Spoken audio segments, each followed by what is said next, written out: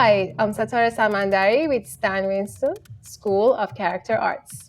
Welcome to my course, VFX for Miniatures, Part 1. This course is about bringing the practical elements into a composition with CG elements and a CG world and blending them all together as one. So as a VFX artist, I think it's very important to be able to blend practical and CG because that practical is mimicking what the spectator would believe and see or expect.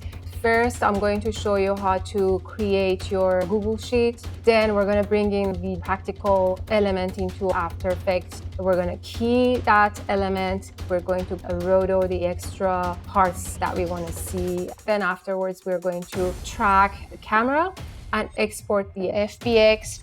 I'm excited to show you some of these techniques that I'm using. So let's get started.